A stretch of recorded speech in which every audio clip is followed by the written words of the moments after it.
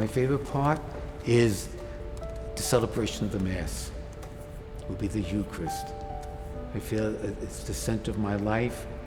I go to it like Mother Teresa would say to you, whenever you say Mass, it should always be said as if it was your first Mass that you're ever saying. And I think of that all the time, because I was very close to Mother Teresa of Calcutta, same Mother Teresa. Well, there was going to be one last question, but now that you've said that, you knew Mother Teresa. Oh yeah. You want to hear about her? Yeah. Whenever she spoke to me, it was always that very inspirational towards me. But she would always say, whenever you say the Eucharist, Father, always remember, it should be like you're saying your first solemn Mass when I did back in 1969. The story goes with Mother Teresa, I have a couple of stories about it. Every summer, I would take a group of young people, Mexico, all over the world we'd go, here in the United States too. I would bring them, Appalachia, wherever it may be. But at the beginning, I was trying to find something to do maybe during the week with them, you know? So I found out that they were over in the Bronx. So I went over there, and they said, oh yeah, we could use some help. So I went there, and we would go work in the soup kitchen.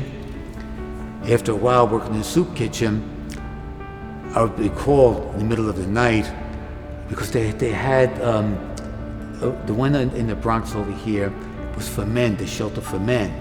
They would sleep there at night, but they had to be out by 8 o'clock in the morning to look for a job, supposedly. So the nuns couldn't stay there, so I'd say, Father, could you come down, sleep in the homeless shelter there with the men and stuff like that? I said, okay, so I'd go down there. Sleep, I had to get up early to get back here for church, so I'd come back for Mass. Then at one point,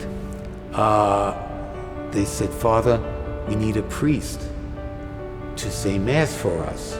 So I would get up 5 o'clock in the morning, go across the George Washington Bridge, say Mass for the nuns to get back here for Mass.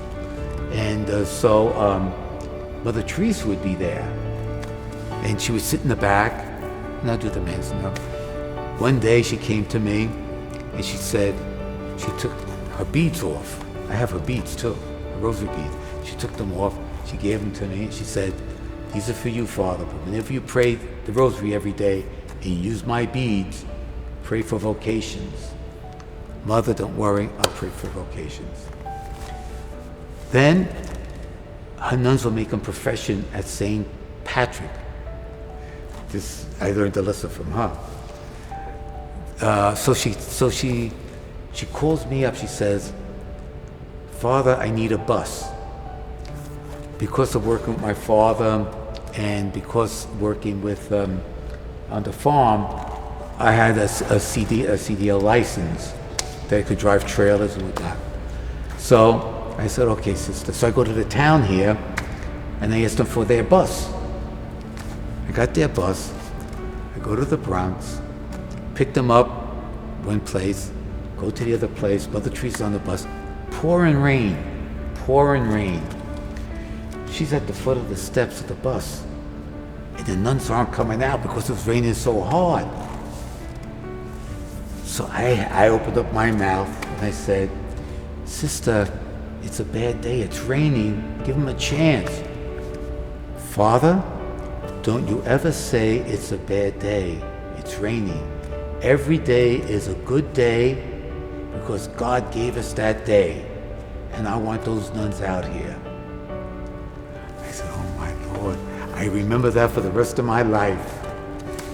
Got them on the bus, drove down to St. Patrick's, they all left. They did their consecration. I was there with them, did their consecration, got back on the bus. That was a lesson I learned from her. Every day is a beautiful day because God gave us that day. Then there was a big accident. They had a big wall in the front because it was a very dangerous neighborhood where they live. Big wall there with the wire. Somebody rammed it, and all the bricks came down. She calls me up, she says, Father, could you get some men here to fix the wall, etc.? So the men over here, at that time, there were a lot of Croatian men.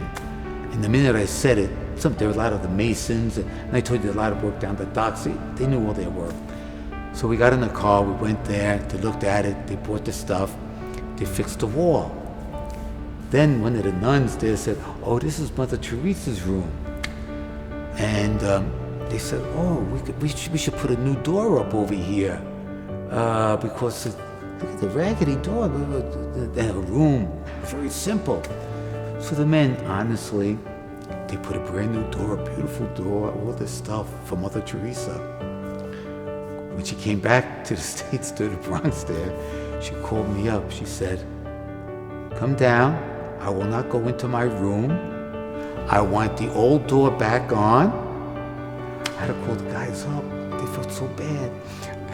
Come down. They took the door down, and they had to put the wooden door, the junky door that was all busted. She said, we have to live as the poorest of the poor. That door is too beautiful for me. We had to change everything. The men changed the room. They tried to fix up a little bit. We have to live as the poorest of the poor. We carried luggage, suitcases. They carried their a dish, but it's a wooden dish with the spoon, with their sari, and they go. This other track. They live as the poorest of the poor. So those are some of the stories that I have with Mother Teresa.